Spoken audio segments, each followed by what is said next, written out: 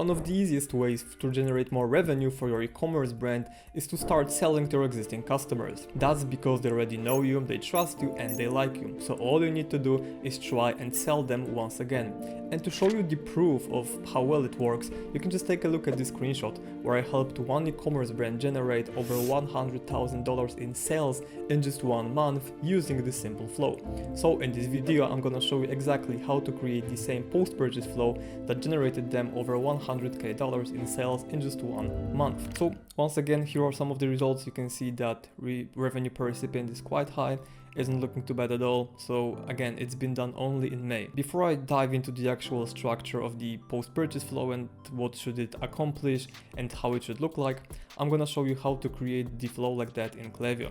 So all you need to do is go to your Klaviyo, then look at the flows tab, then create flow.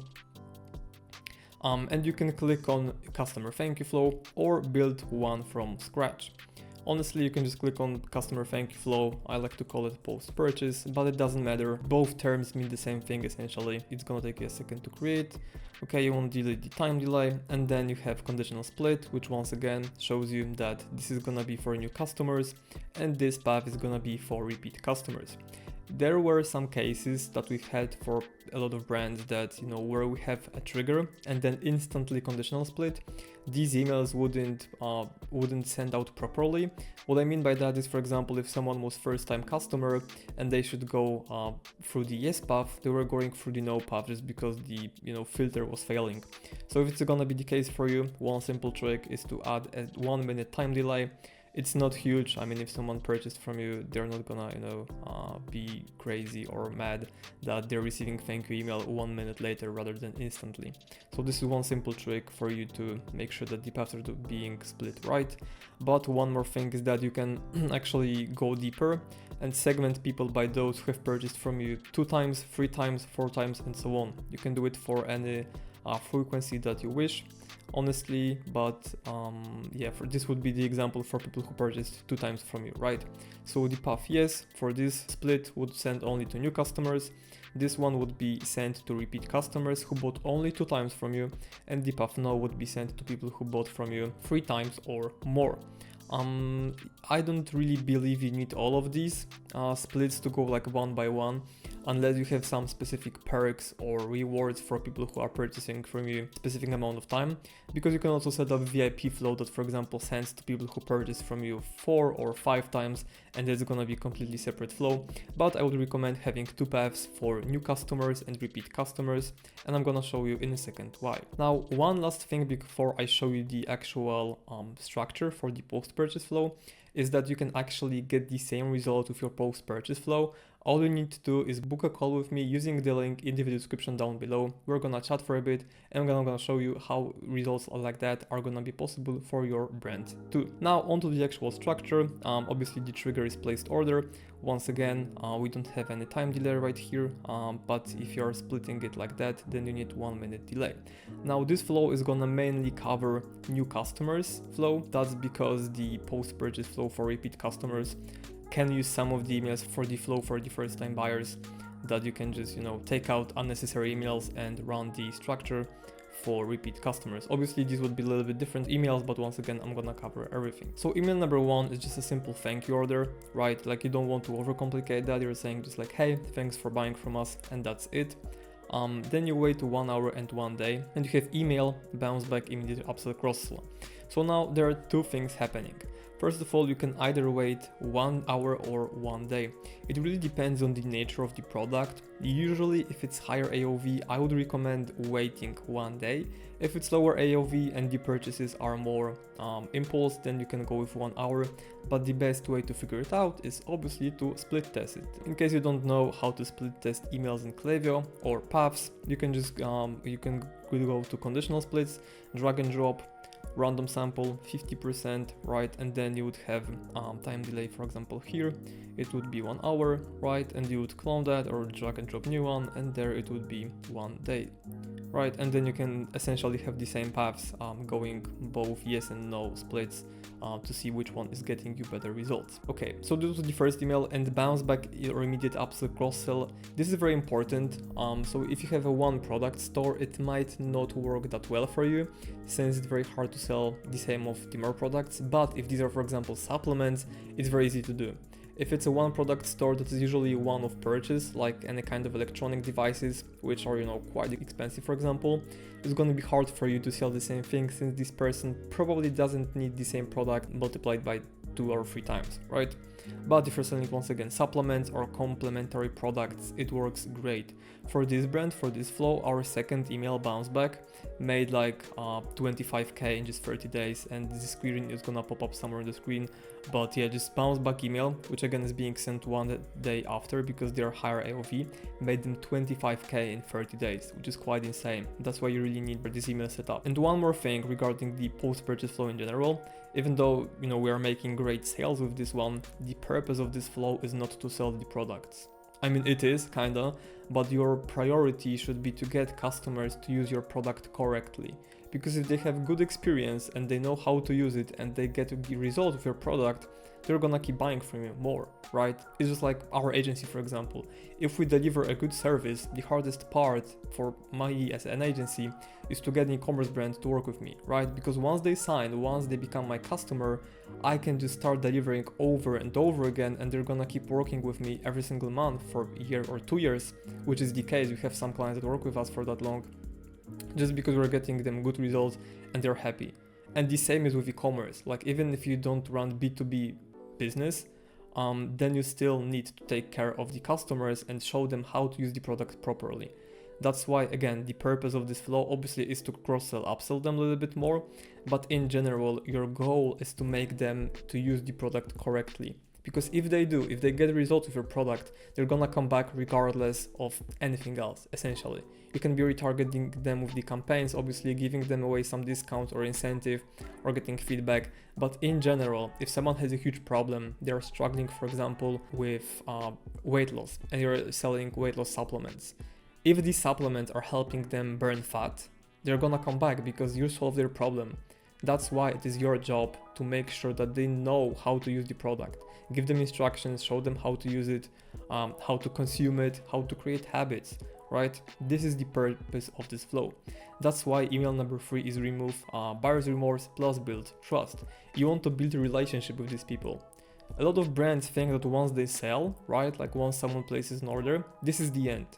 Like, they don't need to be in touch with your customers, they just sell it and that's it. And if someone wants to come back, they will. If not, that's fine as well. But it shouldn't be like that. You need to build trust with them. They already know and trust you since they bought from you, but now it is your job to make them like you and as well. That's why, again, you want to build this relationship, and very strong relationship is gonna create some of the most loyal customers for your brand. This is why this one is so important. Email number 3, it can be very simple plain text email where, once again, you tell a little bit about the brand story, make sure that it resonates with your customers. Using the weight loss supplement example from a few seconds before that, you can start talking about how you were struggling with weight loss, but you discovered that these 3 specific ingredients help you burn fat if you combine them with, for example, low intensity cardio. Right? You can give them tips that will make the product work better for them. That's why you need to have this email in place, absolutely. Once again, we usually prefer plain text format just because it's way more personal and it works better. But once again, in this email, you are not selling anything. You're just here to show value, show them how to use the product, give them some tips to make sure that they know what is going on. The other email, 1 or 3 days later, is the exact instructions on how to use the product.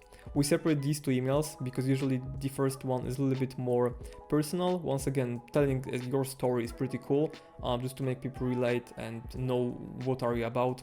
But this one is usually design-based emails where you can visually show them how to, use the product, right? Then you wait 3 to 5 days and essentially the same thing. If you have blog articles that are relevant, that can help your customers use the product better, you can link them here and prepare an email about them. If not, create some other email that tells them how to use the product. And I know it's weird that you're sending essentially 2 emails that accomplish the same thing, but that's because it is critical that people know how to use the product correctly. And just to give you some example, if you're selling supplements, one of the reasons why people might not buy from you once again is obviously it doesn't work for them. And if it doesn't work, you can't really do much with it, because if they've been taking it, on a daily basis, if they're supposed to and it doesn't work, okay, it happens. But one of the other huge reasons why people don't repurchase from supplement companies is that they just forget to take the supplements. I know it sounds simple and weird and so on, but it's true. We've run surveys for some of our clients that sell supplements, and a lot of responses were, I forget to use it. So what we did was we implemented email number 5, which was showing them how to create habit of using the product, right? One of the examples of this email could be 3 ways to create a habit of taking X or Y. You could also frame it differently, like 3 ways to make sure that you use X to its maximum potential. Tip number 1 could be, for example, to, have a sticky note on their fridge that reminds them to take the product.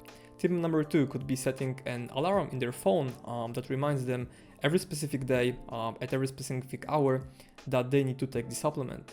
Solution number 3 could be that you have, for example, SMS list, and they opt into the SMS list and you send them daily reminders that they need to use the product, right? And for example, you say every single day at 8 a.m. Eastern time, we send you reminders that you need to take the product.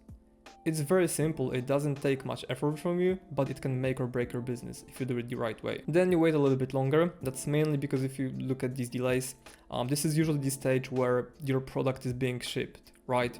So especially with these 3 emails, the products are usually getting shipped. I assume that if you use maximum delays, then this email is gonna be sent 3 days after someone purchased, where usually your product should be sent. But if not, you want to make the time delay for these emails longer. So if this one is being sent at day 3, you make this 3 days time delay. So this one is on day number 6, which usually, they should receive the product. If not, then make the time delay longer, because you don't want to be getting a lot of complaints, right? From people that, hey, you're sending me emails, but I didn't get my product. Then once again, they're still at this stage where they're either getting the product shipped, but usually at these 2 stages for email 4 and 5, they should be already using the product, right? They should have it in their hand and they should start using it. That's why you wait between 5 to 10 days. If your shipping is faster, you wait 5. If your shipping is slower, you wait 10 days. And then you send them cross-sell, upsell email or referral system. Usually at this point, it makes sense to send cross-sell, upsell, but I put in referral system because if you don't have products that it makes sense to upsell, cross-sell, then you just promote your referral system. And then you just wait 7 to 14 days and you do something called NPS, which is Net Promoter Score. Essentially, you send out an email that asks people to rate their experience with you from 1 to 10. Then in the actual email, they click on the rating that they want to give you, and based on the rating, they get redirected either to the Google feedback form or to the page where they can leave a review. Now, you can obviously play with which rating should lead where. Usually what we do is if someone rated you as 7 or below, we send them to the Google feedback form, but if they rated you as 8, 9 or 10, we send them to the review page, right? As simple as that. And review page can be either review page in your store, or it can be Trustpilot or Google or anything else really. Then you wait another 7 to 14 days, and once again, based on what they've clicked before, we are either sending them a feedback form or leave a review. For feedback form, you can use the simplest one, Google Forms, as simple as that. I recommend it, but if not, you can also use Typeform, which works fine as well. Then leave a review. Once again, you want to just figure out what's the best place for you to collect reviews. Some brands are not collecting them on the website, which is a mistake, but if that's you, you can still collect them on your Facebook profile, for example, or Trustpilot or anywhere else. So this is really it. This flow, as you can see, it makes a ton of revenue.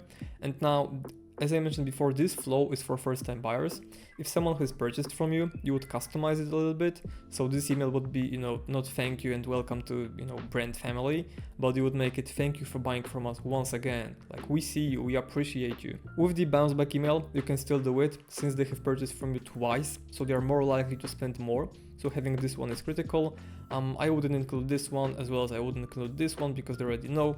For blog article, you can promote a different blog article that maybe covers some other areas of how to use the product the best. For cross-sell, upsell, this is where you can go a little bit harder on them since they've already purchased from you. So you can start selling them more, right? You can maybe even split these emails. So one would be cross-sell or upsell. The second one would be referral system, since if they bought from you twice, there's really high chance they can refer someone to you. And then NPS score as well, just because you want to collect more reviews and feedback from these people. Usually if they bought from you second time, they're not gonna rate you anywhere anything below 8. That's why it's a good idea, but still some brands don't do NPS score for first time buyers, but in my opinion it is a mistake, since this is where you're gonna get majority of your feedback form responses. This is why it's so important to do it. Now, this is about it. Once again, if you need someone to do and prepare post-purchase flow that converts just like that, you can just let me know down in the comments below, or use book a call with me using the link in the description.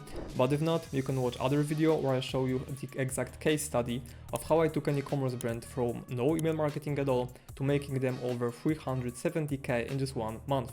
Check it out and see you on the next page.